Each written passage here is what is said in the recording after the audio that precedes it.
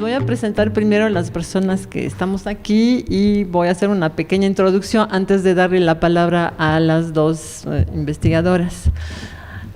Aquí está María Eugenia Olavarría Patiño, doctora de la UAM Iztapalapa, del Departamento de Antropología, profesora e investigadora en la UAM Iztapalapa. Y Mayra Chávez Courtois, que es investigadora en Ciencias Médicas del Instituto Nacional de Perinatología. Y yo soy Françoise Lestage, soy la directora del Centro de Estudios Mexicanos y Centroamericanos. Es un centro de estudios francés aquí en México y soy antropóloga también. Una pequeña introducción sobre este conversatorio. Tuvimos la idea de hacerlo a raíz de, porque participamos en un proyecto de investigación que se llama Parentesco en el Espejo, que tiene dos líneas de investigación. Una es la diversidad de los parentescos y la otra es la descendencia y la desigualdad social. Se empezó este proyecto en 2015. Aquí hay varias personas que trabajaron en el proyecto. Aquí Iván Trábaga, que está adelante, y Janet, que está atrás. Lisette, que no sé. Bueno, es un proyecto que está dirigiendo la doctora Olavarría.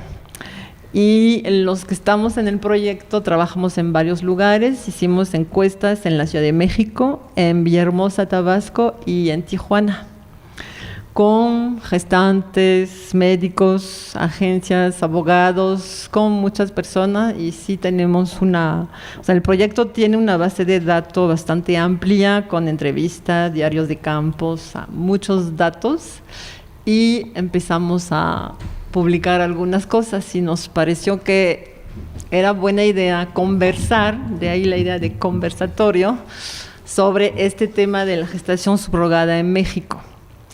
Entonces, pues, y de intercambiar entre antropólogos, médicos. Ya hemos intercambiado con el doctor Gaviño, pero hubiera sido interesante con el público, claro, que él nos dio una pequeña conferencia, muy interesante realmente. Y sí, el intercambio es muy rico para pensar la situación y lo que es la gestación subrogada actualmente. Entonces, yo le voy a dar la palabra primero a la doctora Olavarría, que va a presentar su ponencia. Este trabajo lo hicimos Françoise y yo juntas. Ella es muy modesta, presenta como si yo fuera la única autora, pero en realidad trabajamos conjuntamente y somos co-directoras del proyecto. Bueno, pues nuestro trabajo se llama 4 modelos en el estudio de la gestación subrogada. Esto es el preámbulo de lo que constituyó nuestra investigación. Es decir, primero hicimos un recuento de toda la literatura antropológica, psicológica y sociológica que hay sobre este tema. Debo decir que la mayoría de los estudios sobre este tema, pues primero son de médicos y de juristas. Ellos son los que más han producido sobre este tema, pero también antropólogos y antropólogas, sociólogos y algunos psicólogos. Entonces, era muy importante hacer esta revisión porque ello nos permitiría ubicar qué tiene que decir el estudio de la gestación subrogada en México y en un momento como el actual. ¿Sí? Porque hay una literatura muy abundante, como lo vamos a ver. Entonces, lo primero que nos dimos cuenta es a qué está ligada el estudio de la gestación subrogada, o sea, tomando como objeto de estudio la gestación subrogada en sí. Entonces, nos hemos dado cuenta que la gestación subrogada no es únicamente actual, en la época actual, digamos, un método para,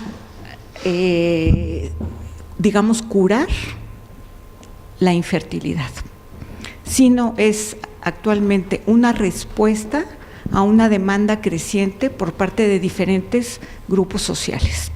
Y en esta medida, la gestación subrogada está ligada necesariamente a otras cuestiones, como las formas de alianza, es decir, cómo ha cambiado el matrimonio en la época actual, ¿sí?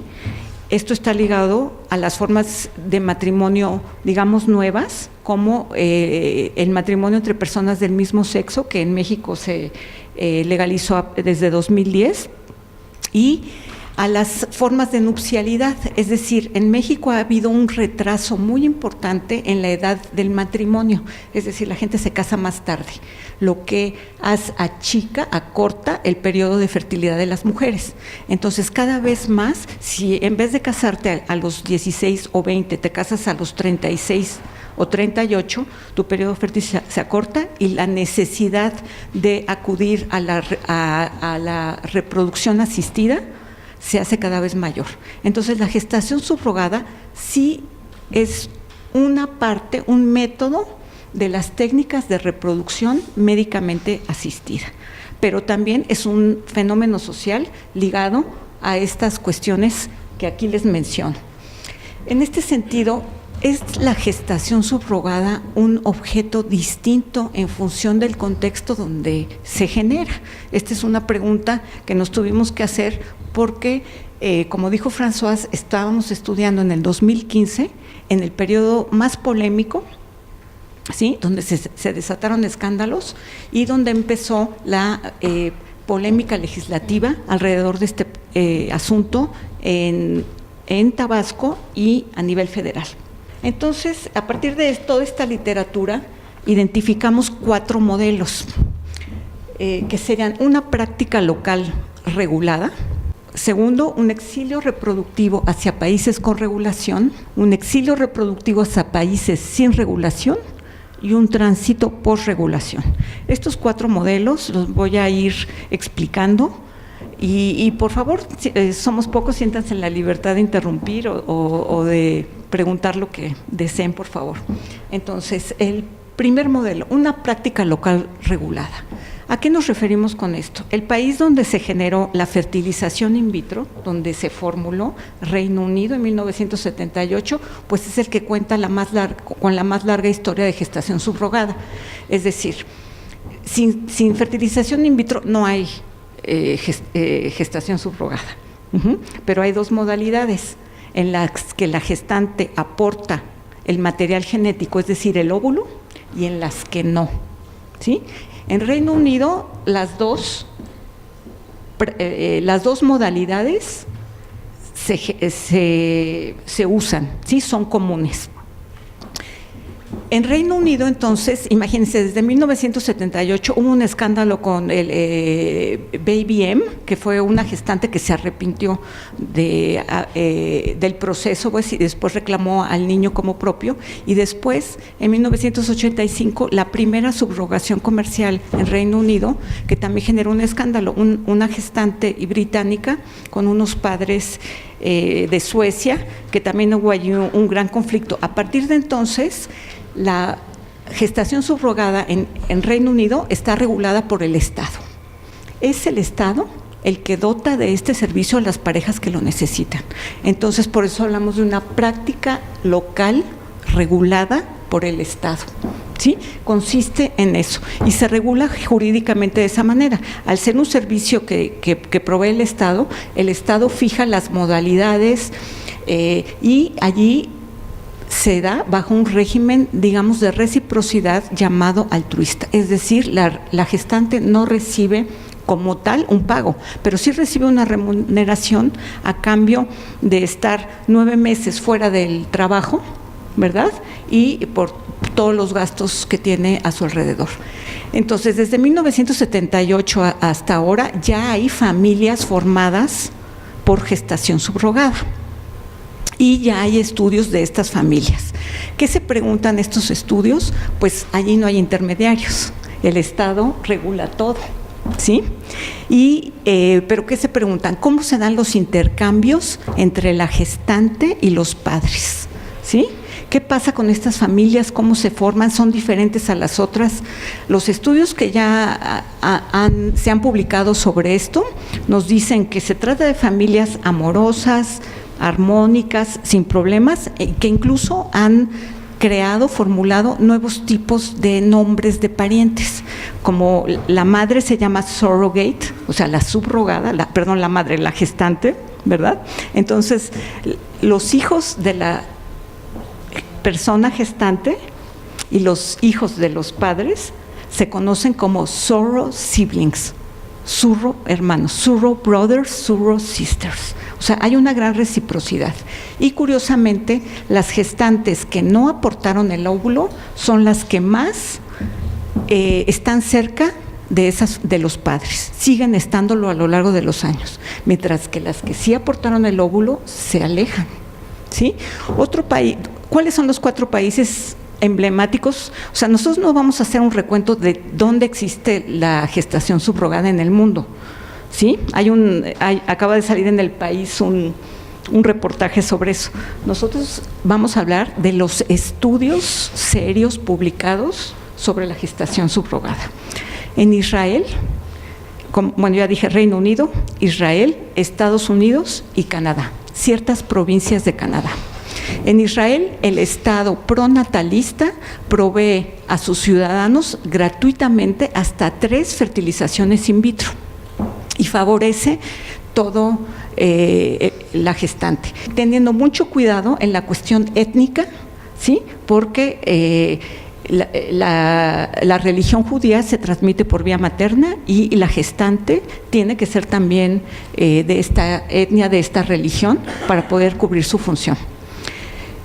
Estados Unidos tiene una ley federal y agencias que operan bajo la regulación del Estado. Actualmente, muchos autores coinciden en que Estados Unidos es el epicentro de la gestación subrogada en el mundo, en particular los estados de California y Nueva Jersey, ¿sí? ¿Qué pasa allí en Estados Unidos? Pues hay pocos estudios, pero sí hay diversidad entre las gestantes, pueden ser afroamericanas, mexicoamericanas, de diversos orígenes, y sí reciben una importante remuneración. Les recomiendo en ese sentido el libro que se llama Labor of Love, Trabajo por Amor, de Heather Jacobson, del 2016. Entonces, bueno, este es la práctica local regulada, que quiero decir, se inicia en 1978 en Inglaterra, pero que sigue hasta nuestros días. Entonces, estos 4 modelos no son sucesivos, sino que se pueden ir traslapando. Entonces, la siguiente, por favor. Bueno, perdón, aquí va un punto muy importante. Fíjense, les decía, en Reino Unido la regula el Estado, en Israel para los ciudadanos, con excepción de las parejas homoparentales. A esas parejas no las apoya, ¿sí? Entonces, ¿qué quiere decir esto? ¿Sí? Sí, o sea, el régimen moral, ¿no? Que podemos entender dentro del cual cabe lo religioso, define las reglas políticas. Entonces, como vamos a ver en la siguiente diapositiva, debido a esta acción del Estado que determina quiénes tienen acceso y quiénes no tienen acceso a estos servicios médicos, entonces hay unos sectores de la población que ya quedan fuera. Entonces, ¿quiénes practican el exilio reproductivo? Algunos autores lo han llamado turismo reproductivo. Sin embargo, pues eso resulta afectar la sensibilidad de las personas que están en esta práctica, porque ellos no se consideran turistas, ¿no? Ellos están buscando una solución a tener un hijo. Entonces, exilio reproductivo, deslocalización procreativa, exilio procreativo, digamos, son los términos, las nociones que se han ido formulando en esto. Entonces, ¿quiénes la llevan a cabo? Personas que esquivan las prohibiciones religiosas, políticas en sus países de origen, pero no solamente, es también por encontrar una mejor oferta, por cuestiones personales y porque hayan fuera de sus países una opción para llevar a cabo la gestación subrogada. Entonces, en este modelo estamos hablando de las personas que salen de sus países, pero viajan a países con regulación. O sea, ¿a dónde? A Estados Unidos, a Canadá, a Israel, pues no, y a, ¿cuál les decía? Estados Unidos, Canadá y Reino Unido. No, pero bueno, Reino Unido no se puede porque tienes que ser ciudadano de allí. Entonces, sobre todo Canadá y Estados Unidos. ¿Qué se preguntan las personas, los investigadores en este momento? ¿Cuál es el objeto de estudio de este modelo? Pues sobre todo este exilio procreativo.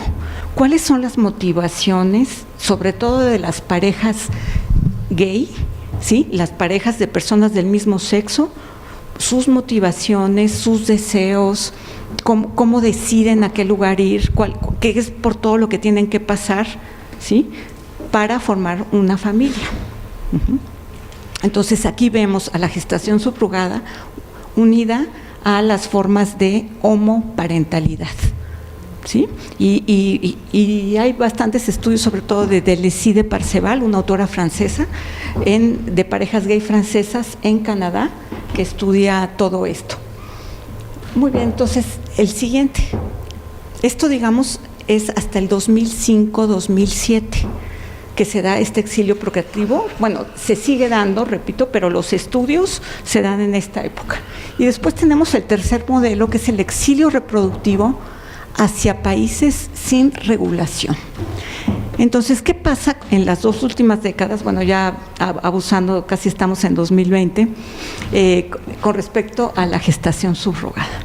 Bueno, que surgen una llamada Global Industry of Commercial Surrogacy, o sea, una industria global del comercio de la gestación subrogada, ¿sí?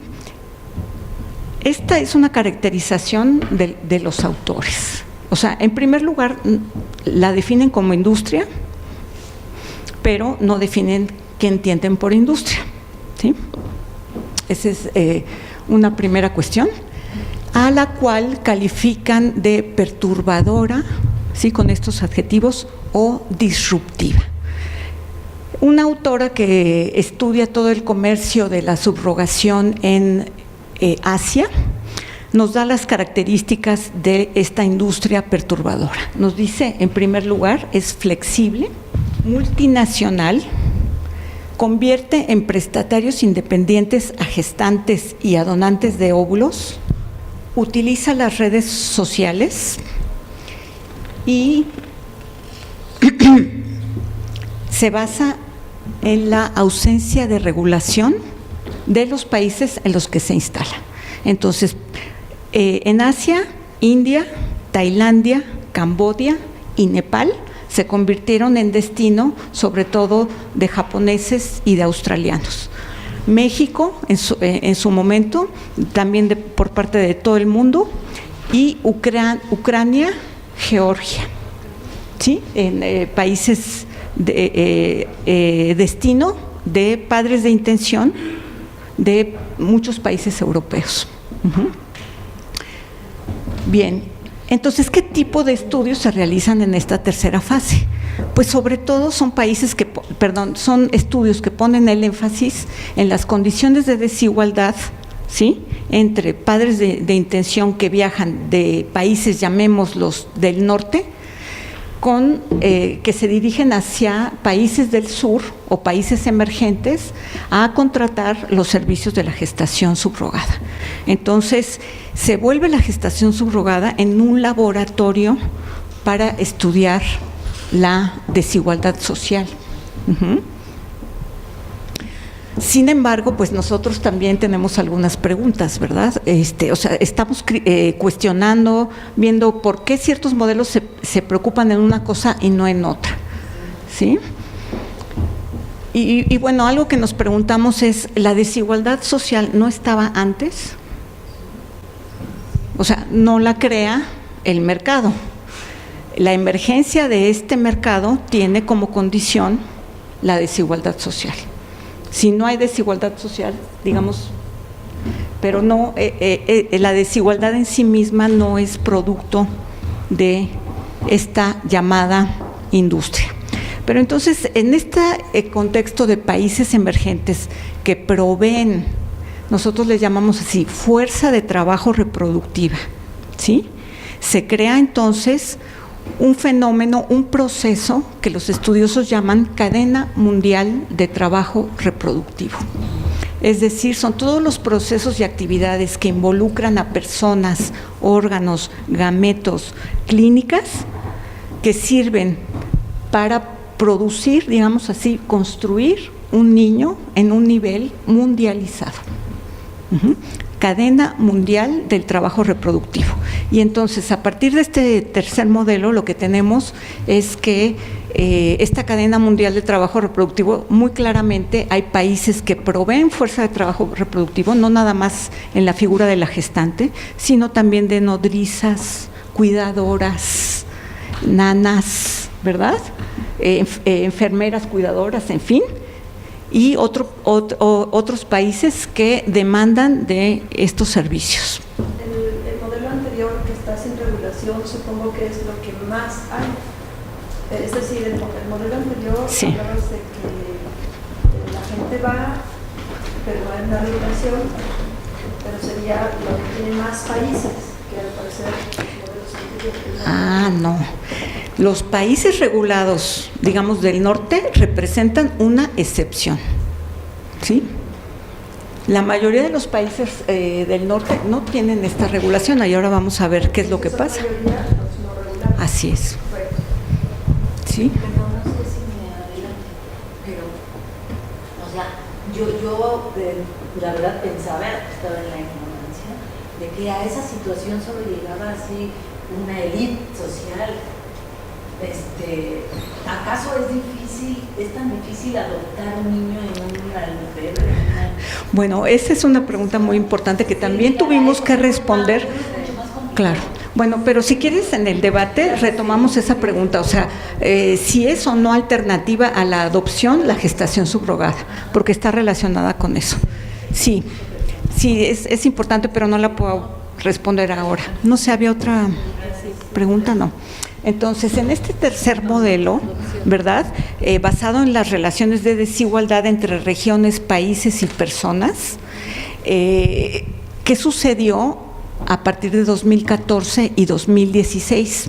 Que en 2014 hubo un escándalo, perdón por llamarlo así, un evento que la prensa retomó a un nivel superlativo en Tailandia, llamado el Babygami.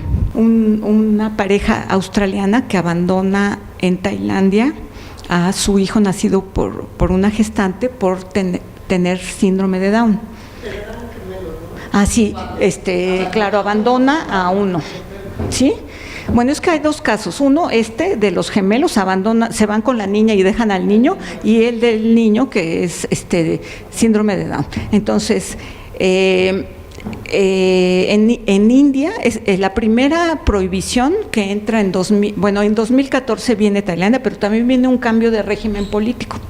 Y en 2015 en India se prohíbe a australianos en particular y a parejas homosexuales. En 2015 tiene lugar el terremoto de Nepal. Y entonces se destapa, digamos, otros casos de que al parecer la industria que, digamos, todos estos servicios que operaban en India se habían trasladado a Nepal, ¿sí? Y entonces también se prohíbe en Nepal y en 2015, a finales de 2015, en Tabasco, México. También una regulación dirigida en primer lugar a personas no mexicanas y a parejas del mismo sexo, con otras prohibiciones también similares. Entonces, el cuarto modelo es este tránsito a la posregulación. Hay una regulación, entonces, ¿sí?, o un intento de regulación que no ha dejado a nadie satisfecho, la verdad, pero que ya se empiezan a ver las consecuencias, sobre todo en India. En India, ¿qué pasa? Bueno, India, en este tercer modelo de la desigualdad, se convirtió en el país emblemático de los estudios. Si había algún estudio, se realizaba en India. Y uno puede hacer una revisión de lo que de esta literatura, y hay desde trabajos muy mesurados que analizan objetivamente, hasta unos, digamos, que se desgarran las vestiduras, que dicen que todo esto es, hay granjas de mujeres que se les paga por peso del niño, que las gestantes son anémicas, o sea, cosas verdaderamente tremendas. Entonces, pero hay toda la gama de estudios y de videos, ¿sí? Yo les recomiendo que vean algunos videos en este sentido.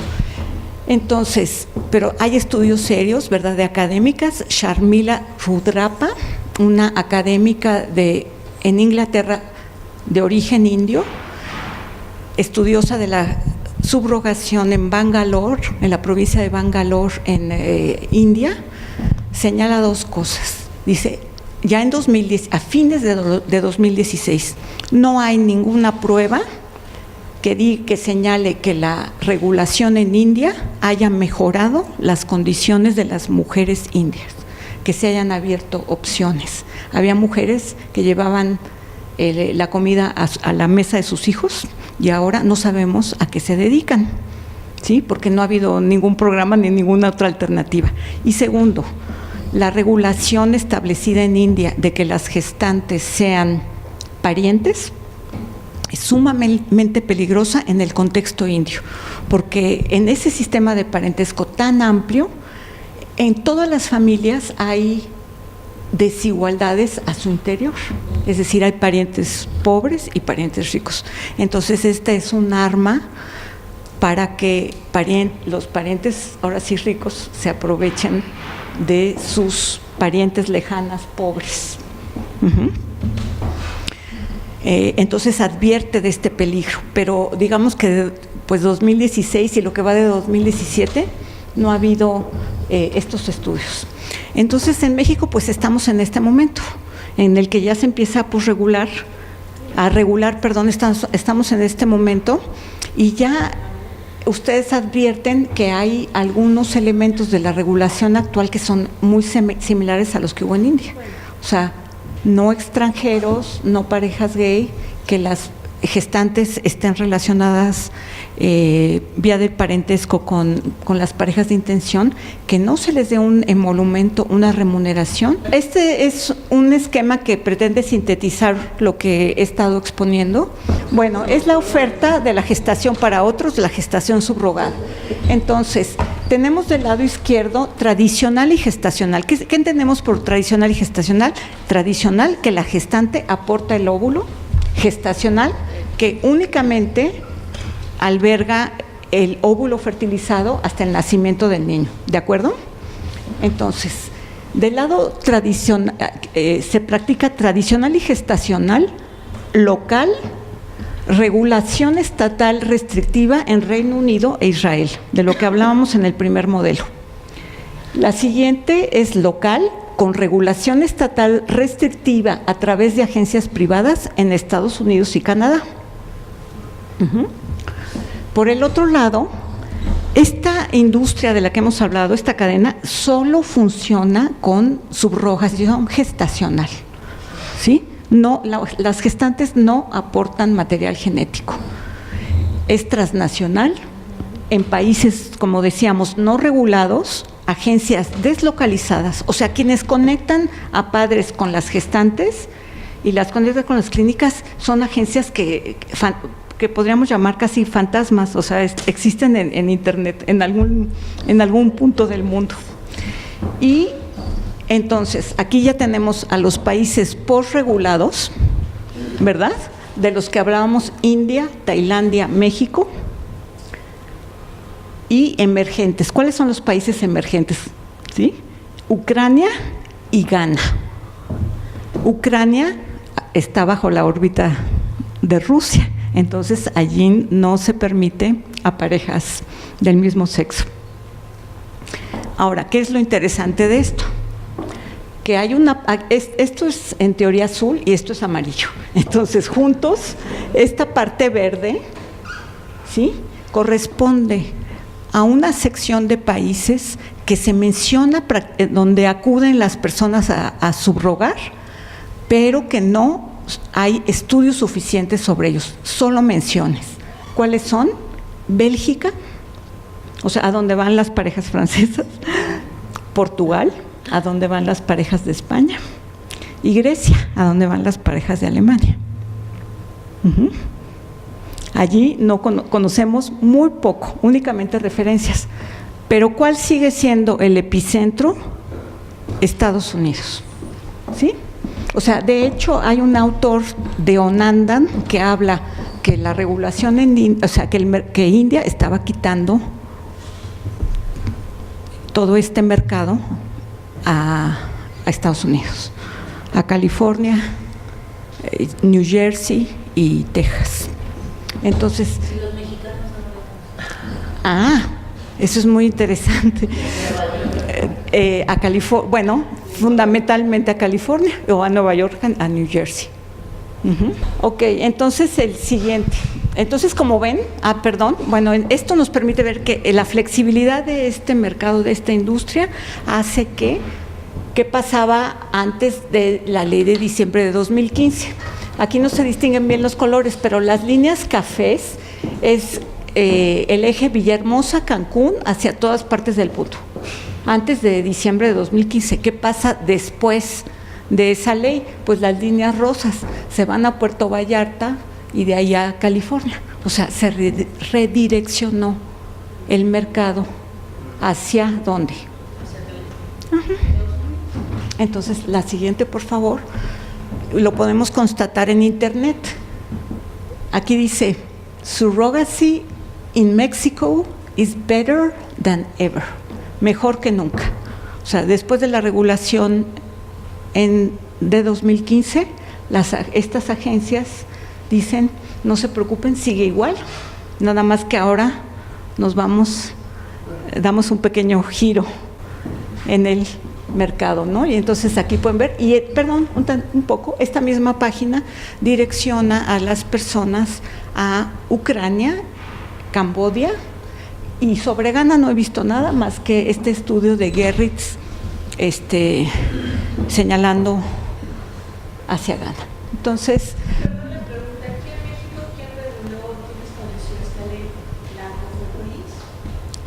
no. Bueno, fue a dos niveles. En el nivel del estado de Tabasco, pues fue el Congreso de Tabasco, y ha habido una larga historia de intentos de regular en México, en la Ciudad de México y a nivel federal, y la última iniciativa aprobada fue en abril de 2016, una iniciativa del PRI que estableció todo esto que les he comentado, pero a nivel federal.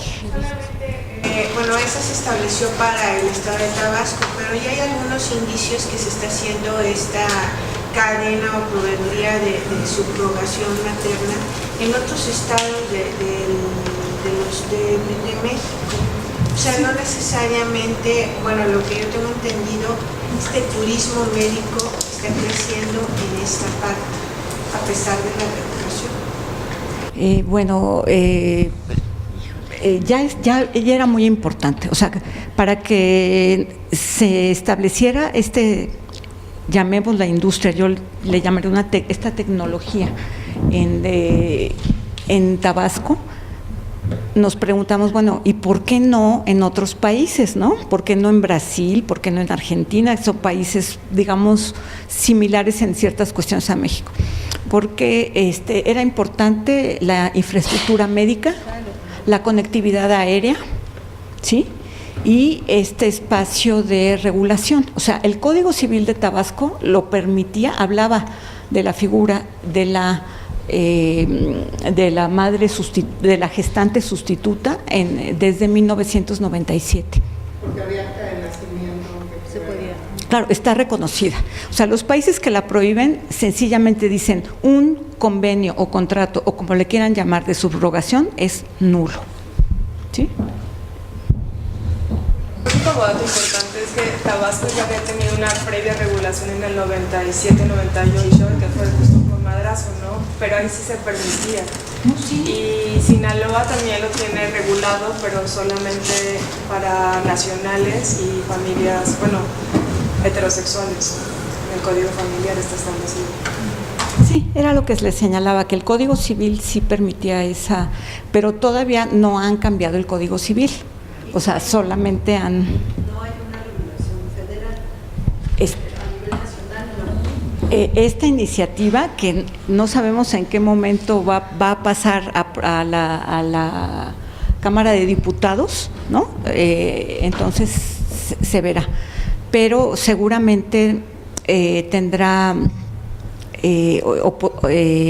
pues una oposición muy fuerte, porque pues es discriminatoria, o sea, lo restringe a ciudadanos mexicanos, no le da los mismos derechos a todas las parejas y también pide estar casados. Y lo más raro también, no es raro, con diagnóstico de infertilidad y con límite de edad. O sea, lo restringe a personas menores de 40 años. Estas eran las preguntas y lo que nos preguntamos, perdón, la repetición, es qué tiene que decir la última diapositiva, es qué tiene que decir México en este contexto. O sea, el caso mexicano, ¿de qué nos está hablando? Que es lo que, nos iba a hablar también el doctor Gaviño, pero Mayra a continuación. O sea, como ven, no es lo mismo estudiar la gestación subrogada en Reino Unido, en Israel, en Ucrania y en México. Se trata de un objeto distinto. Entonces, pues muchas gracias.